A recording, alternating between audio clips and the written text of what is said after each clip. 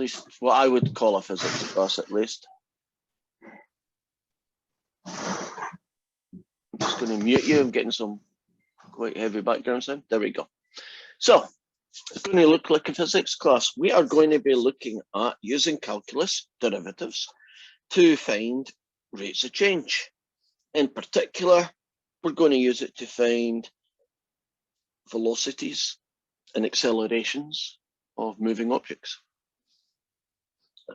So imagine this formula here represented the height of a ball that was thrown in the air. And it would look something like that. Right, so at the 1 second mark, 2 second mark, this is whatever, something like that. We would like to know things like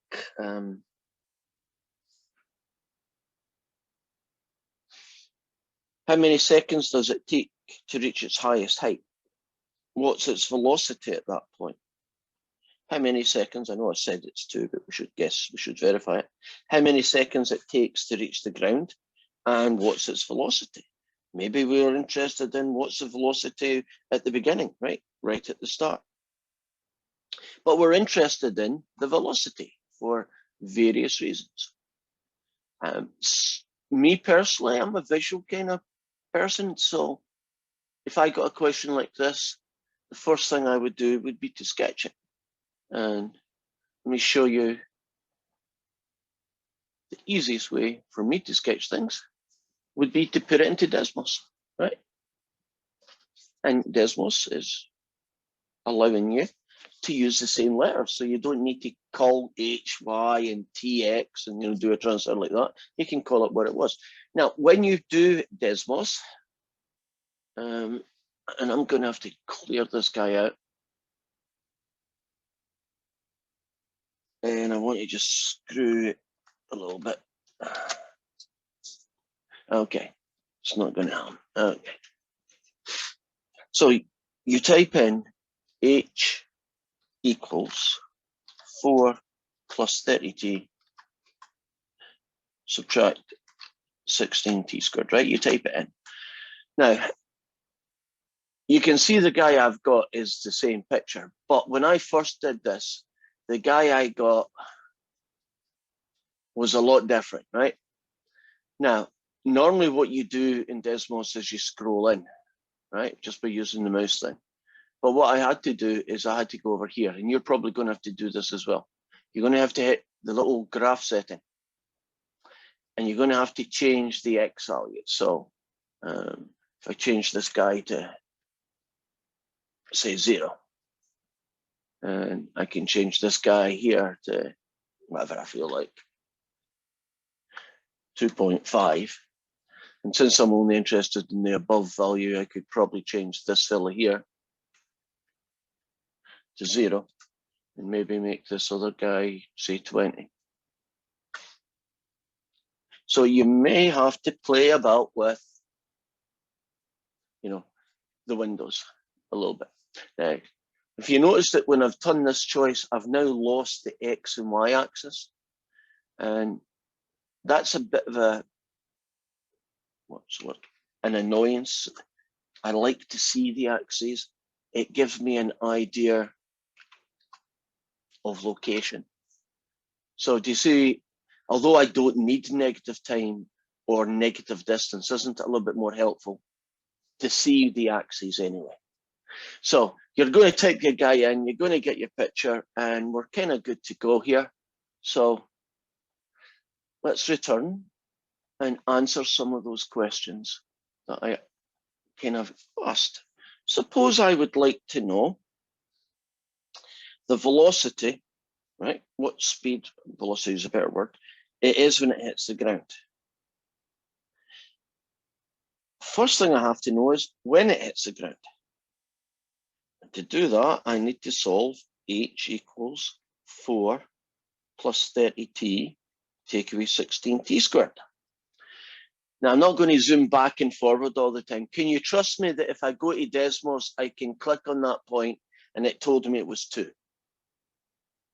Right? Can you imagine? I just went to Desmos and I saw that.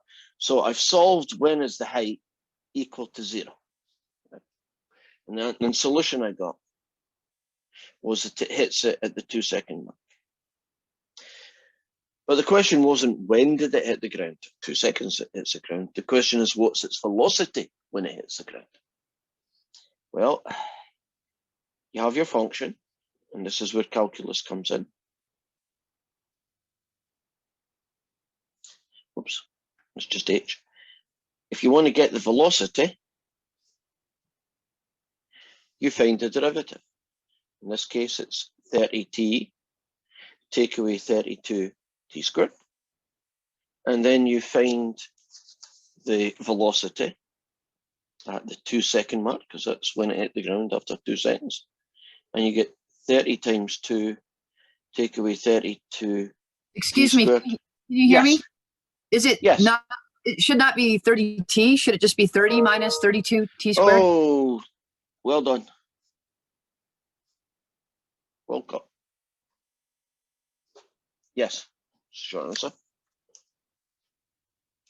30, take away 32, essentially times 4, and I get the answer, negative 98. Right. Wouldn't it be? And it's not, I see it.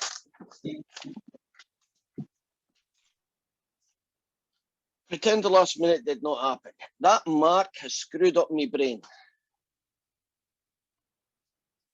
Pretend I just started the question. I know the 2-second mark, right? So that's gone now. Its derivative is 30, take away 32t. I saw that little dash and my brain sort of, I thought I'd already differentiated it or some stupid like that. That's the velocity. It's the derivative of this guy. So now I can get the velocity at the 2-second mark.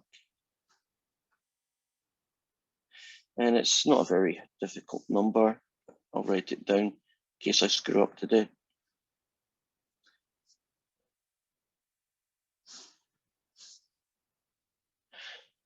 So this guy, this ball that's thrown in the air, hit the ground at 2 seconds, took its equation, differentiated it, that gave me the velocity, found the value of that at 2, and that's the velocity at 2, and it is a negative number, which actually kind of makes sense, because isn't the ball heading towards the ground, and it's heading towards the ground at 34 meters per second or whatever the units happen to be. So it ain't that hard to differentiate quadratic, although I successfully proved that it is. Now, what other kind of things would we like to know about this object? I'd like to know what's its velocity at the start. Well, h dashed, this guy. Remember, that's the velocity. Well, at the start, t equals 0. So the velocity at the beginning is 30 meters per second.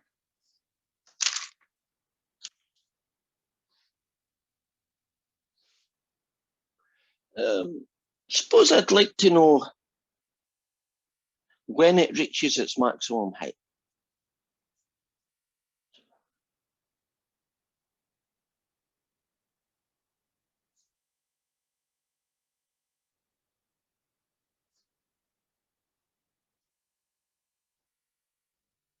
So a when is a t, right?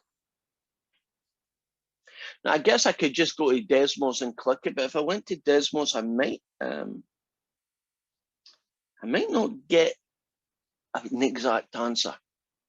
Could you also do vertex formula? That would definitely work. None wrong with the vertex formula. That would definitely work.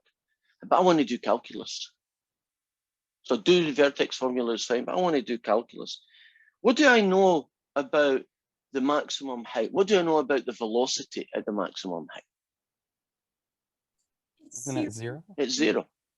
And so since I've already got the velocity function, if I set that to 0,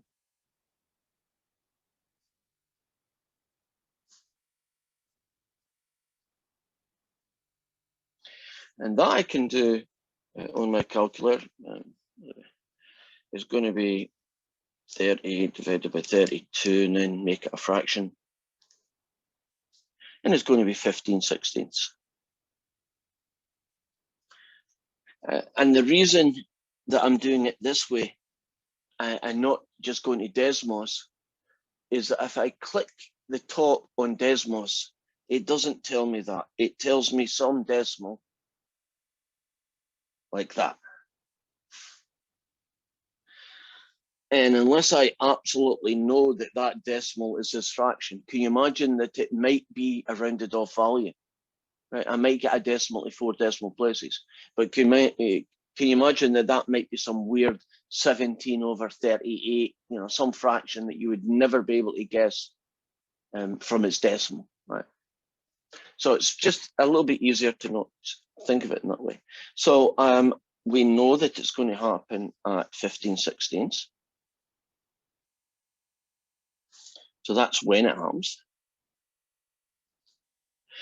Suppose I would also like to know in what is that height?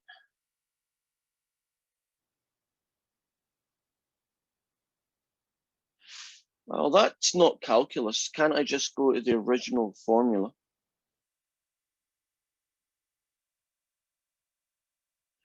And then evaluate it at 15/16.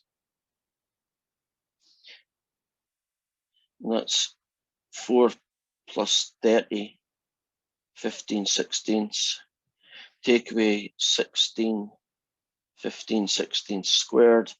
And that's about 18.063 roughly.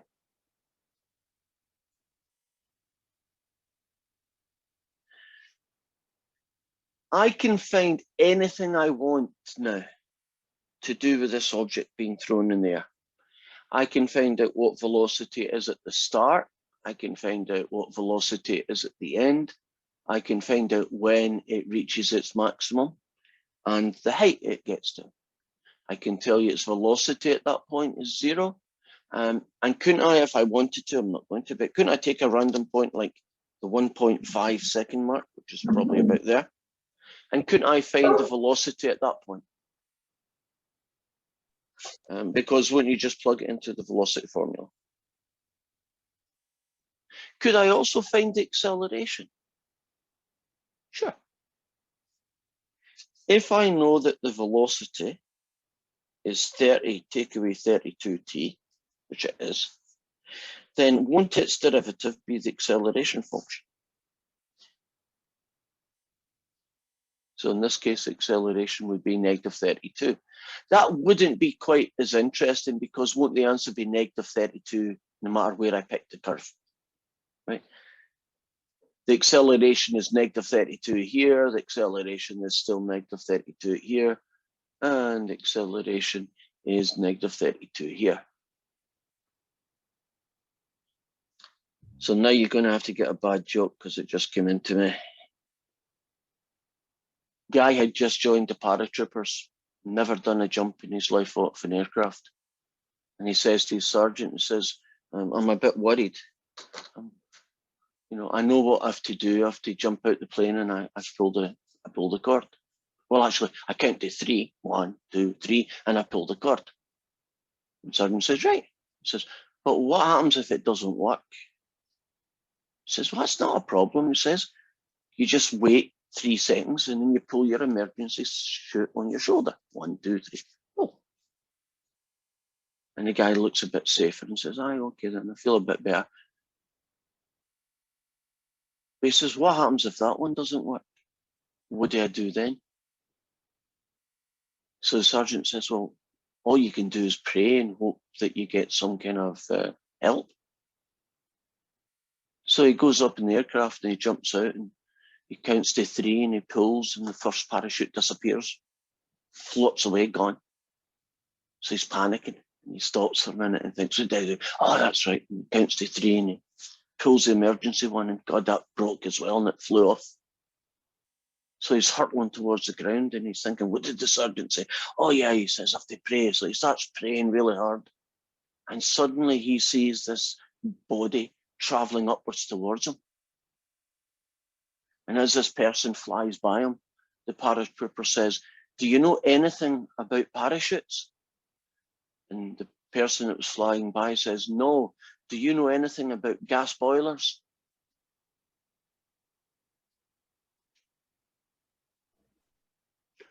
Ha ha ha ha. Oh, is that all I'm getting? Zoe, I think Zoe and Maggie are the only two that actually were smiling at one that I could see. That was a good joke, Zoe. Correct? I like that one because my husband used to work with gas boilers. Oh, God. Yeah. Cool. Hey, Don, I have a question. Yes. So if you, between 0 and max height, 50 second, it goes up. You are breaking it'd up, be so I'm positive. only catching every second word. So you may want to try that again. Would it be positive from 0 to the max height acceleration and then negative acceleration from the max height to 2? No, but from 0 to the max height, it will be positive velocity.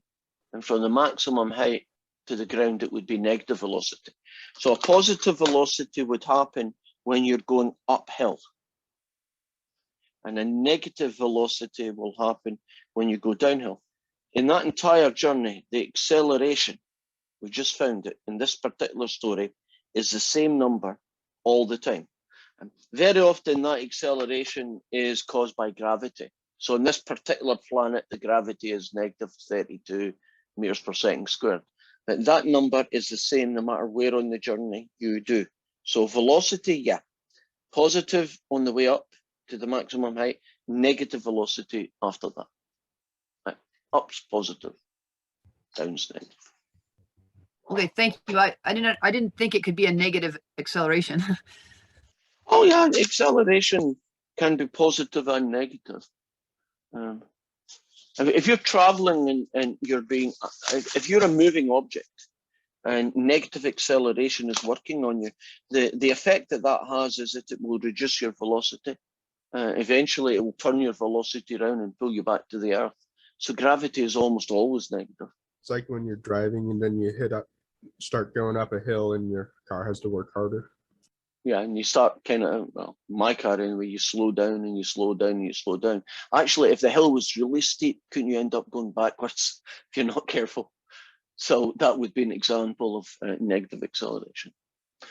Positive acceleration can happen as well. If you're in a spaceship and the rockets fire and the rockets have got boosters on them, you could have acceleration that's positive in that case, in which case you get faster and faster and faster. Essentially, that's how we're able to leave the surface of the Earth. Told you it was a physics class. So let's pick another one. This one is similar to question 3. The position of an object is given by the formula t to the 4, take away 4t cubed, subtract 8t squared plus 25t, and they got a little guy at the side that does that. Have you any idea why they even bothered telling you that?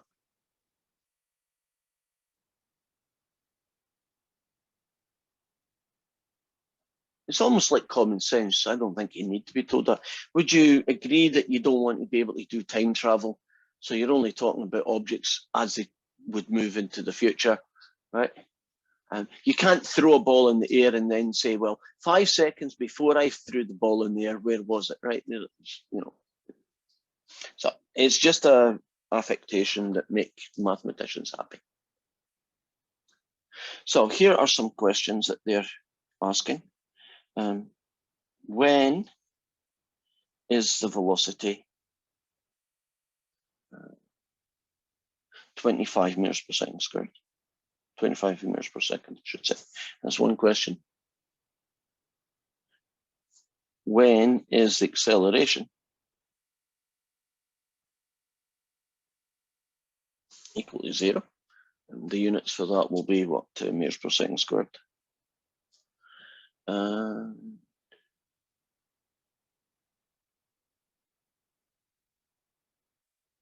Then they go and they ask some explanation about what is happening here.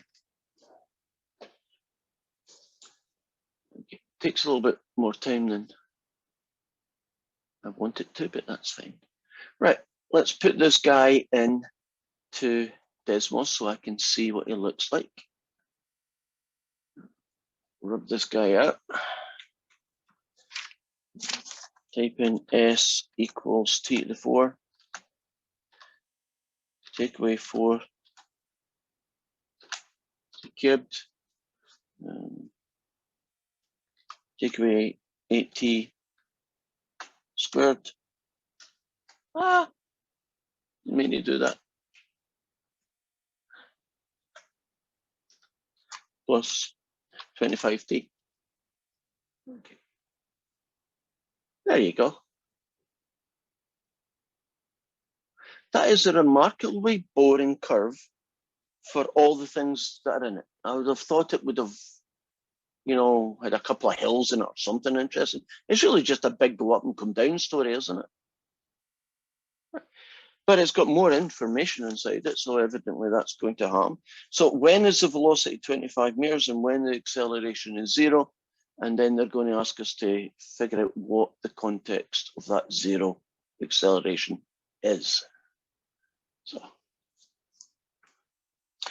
to answer question 1, since you're dealing with velocity, I'll find the velocity by differentiating this fella. So it's 4t cubed minus 12t squared minus 16t plus 25. And I want to find when is the velocity 25. So I'm making this guy equal 25. If I subtract 25 from both sides, I'm trying to solve that guy. Okay, start working on this. Tell me how I'm going to solve this. By factoring I would. What are you going to factor first? the 4t. Agreed. And that leaves me with a t squared, take away a 3t, take away a 4. Okay, what's next?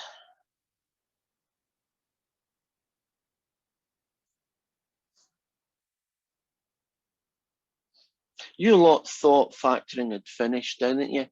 You lot thought you're never going to factor a quadratic again in your math life. You're wrong, aren't you? That's okay. I love factoring. Me too. So what's this one?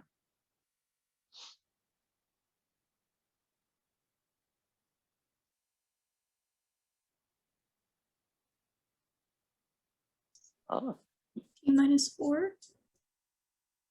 and a plus 1. Which means that we have a t equals 0, a t equals 4, and a t equals -1. And I'm looking at my picture, right, which, remember, it looked something like that. And this guy was 0, and this guy is whatever, 2.2. The only one of them that looks to me of any relevance is this one.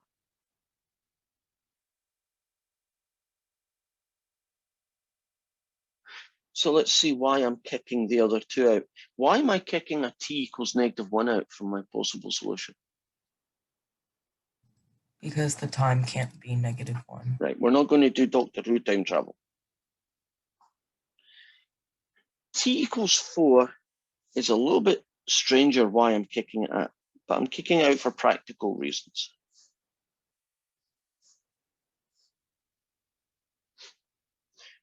Wouldn't the S value be negative? Now, it's not that S values can't be negative. I'm just assuming in this case that doesn't make as much sense as the 0, 1. So we could argue that that one is acceptable, but that one definitely is okay. And now it goes on and it says, when is acceleration 0? Well, if I know the velocity function, which I do, if you want to find anything to do with acceleration. We find the velocity's derivative. So that's 12t squared, 24t, take away 16, and you want to find out when it's 0.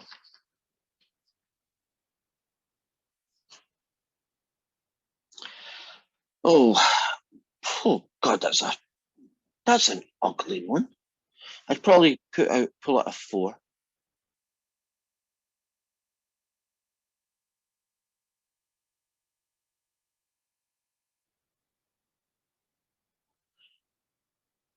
I know it's going to be a 3tt.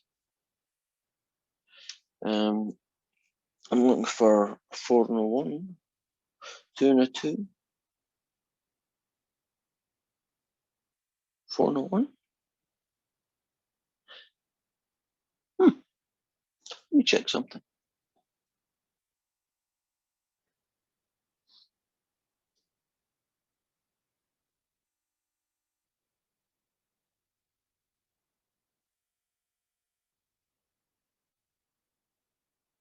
Oh, shooting space. WebAssign, I do not like you. I was expecting them to do, it will factor, and you will get the answer 1 and 2/3, you know, right numbers you can play with. But it does not factor. And the answer ends up being that guy.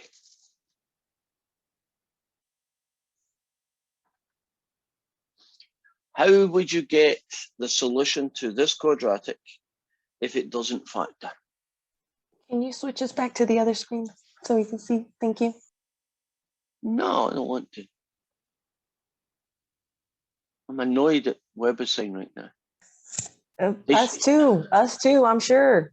This thing, well, I guess it's hard to make questions come out with nice numbers. But if you wanted to solve, when is this 0? I'm telling you the answer is 2.53, but the question was, how could you do that? How would you find that number?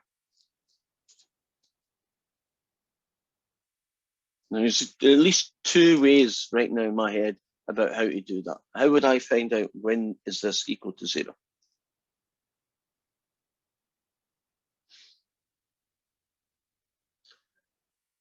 Don't overthink this one.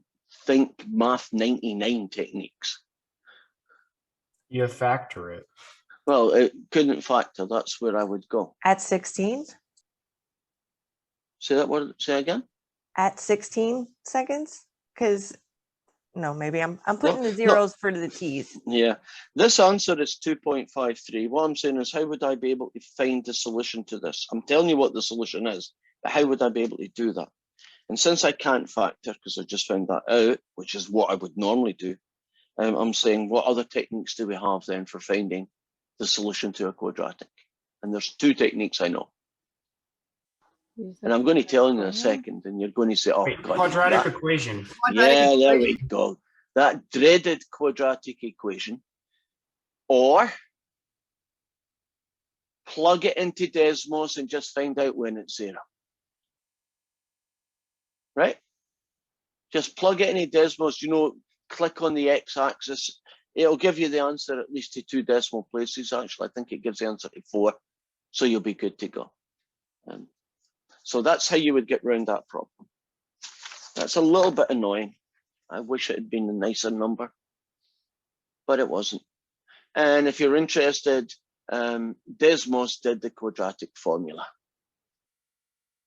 Not Desmos, WebAssign did the quadratic formula. So where should we go now? This is a version question 4.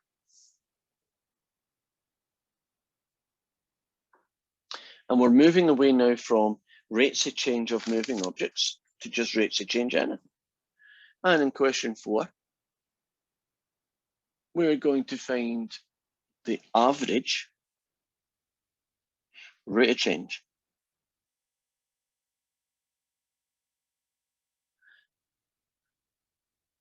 and what's called the instantaneous rate of change. Right, and we're going to do it with a circle.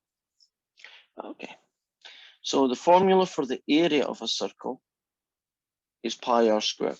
And we're going to think of r as being the variable.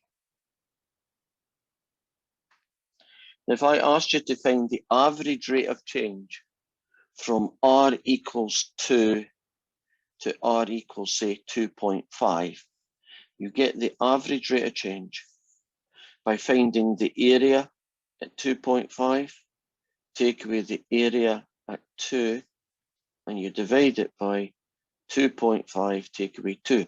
And if you go back to week 1, was it week 1? Week 1 or week 3, we actually did some average rate of change there.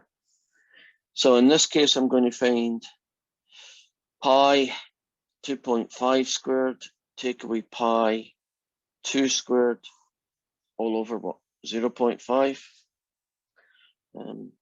That guy is 6.25 pi, and that guy is 4 pi over 0.5.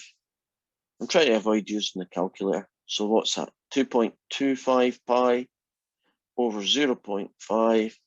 And the answer I get is 4.5 pi.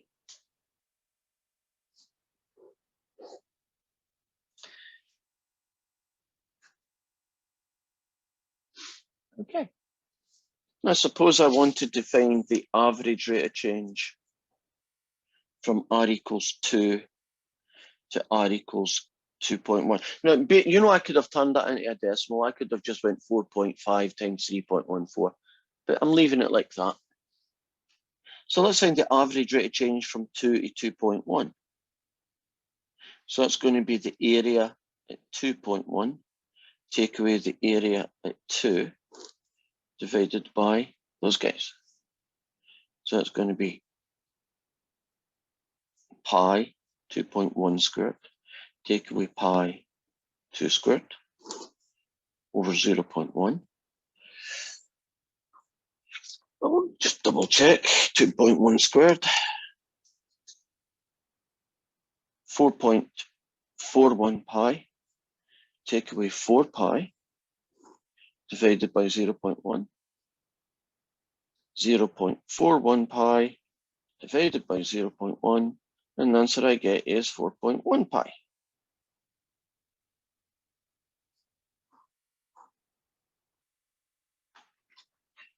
If I keep moving these two guys closer and closer together, won't the average rate of change in area at the 2 centimeter mark, won't it become closer and closer and closer to the instantaneous rate of change?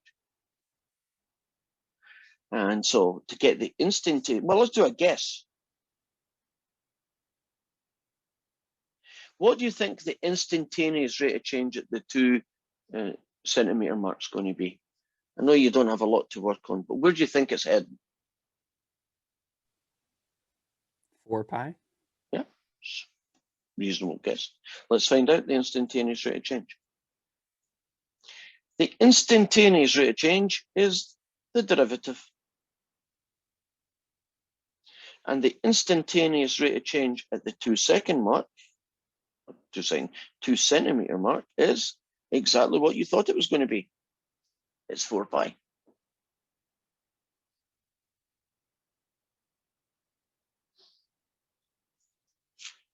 Now, if you want to visually think, what am I finding here?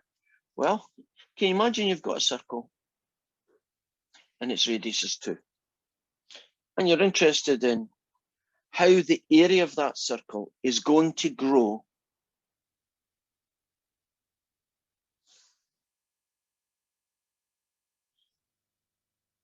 if you move the radius from 2 to a little bit bigger than 2. What would be the rate of increase, right? How much more area would it get? You would get an area increase of about 4 pi. So can you imagine that you increase that by, say, 1 unit? You'd get about a 4 pi increase in area. That's kind of what that is saying. And that little guy is called delta R, by the way. Oh. Sure, I've done this before, but I'll do it again. There's the area formula. Its derivative is 2 pi r. Do you recognize 2 pi r? Isn't 2 pi r the circumference of a circle? Can you see visually when a circle grows, doesn't it grow by a circumference worth of area?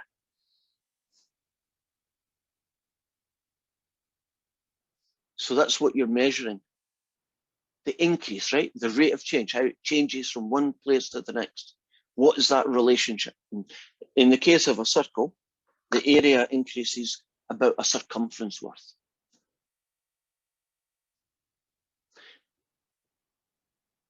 This is question 6.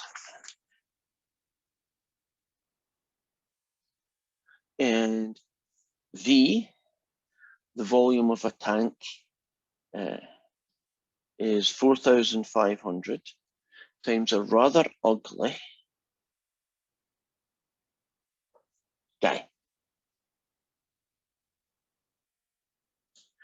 And you are going to find the rate of change of this worm. So let me tell you what the story is. There's a big tank of water, or liquid, whatever it is. And it's full to the brim. 4,500 gallons of water in it. And there's a leak, and the stuff is shooting out. And how much is left in the tank after T seconds is given by this formula. I wish I could remember the name, but it's like Botticelli's rule, or Volacelli's rule. It's an Italian guy who discovered that if you have a tank and you just have a leak in it, how does the volume change through time? Now, the volume isn't linear. Do you know at the beginning, because that tank is full, won't the liquid shoot out like a bullet? But later on, when the tank is half full, it'll still be going out quickly, but not as good as it was at the start. And see, when you get almost to the bottom, isn't the thing trickling out? So the rate at which the water is shooting out, right? How many gallons per second am I losing, right? Changes with time. So we are going to find what the rate of the gallons of water coming out, right? What's that rate like at any given time? So I know how to do that. Isn't that the derivative? The rate of change of volume, right? How quickly is it shooting out? This guy has to be differentiated. There are 2 ways I could approach it. Couldn't I just FOIL that damn thing out and make one ugly quadratic? And if that is kind of okay in your brain, you don't mind doing that and you can handle it, no, I'm not going to criticize it. Or I could just leave the damn thing alone and do a chain rule on it. So that's the way I'm going to choose. So 4,500 something squared. So you multiply by the power. So it's 2 lots of 4,500 something to the power of 1, followed by the derivative of that something. And if you differentiate this, you get negative 1/50th. Are you happy about where those numbers from the chain rule are coming from, right? 2 times something to the power of 1 times the derivative of that something. So this weird guy here is just basically the derivative. This is time for calculators. 2 times 4500 divided by the 50 guy. And I'm talking negative 180, 1 minus that. And that is negative 180 plus 3.6t. That's going to tell me the rate at which liquid is shooting out of that tank at any given time. So if you now say at the 5-minute mark, it's 3.6 times 5, which I believe is negative 162.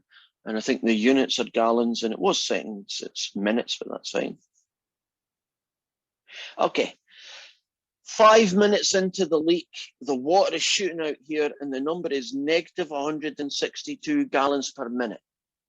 Right? It's almost like a speed of water. Why is that number negative and not positive?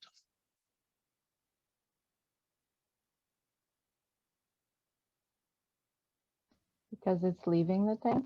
Yeah, it's a reduction in something, right? It's decreasing at that rate. So in the 5 minute mark, if you went and put a little gauge on that hole, right, so you could measure, you know, the speed of the water coming out, you'd be saying, yep, we're losing about 162 gallons a minute here, guys. We better plug this hole up, right? Things aren't going well. If you can, analogy, can you imagine a huge big oil tanker with a gaping hole in it? Do you know it's going to lose an awful lot of oil at the beginning, more than it will lose at the end when it's almost empty? So you want to plug that hole really quickly, don't you? In any floating object, because the most damage gets done at the start. And that's essentially what this is saying. It then goes on and it has a question where you do it at the 50-minute mark. And if you do it at the 50-minute mark, can I just tell you that the answer ends up being that number? What on earth has happened? Got nothing left. Yep,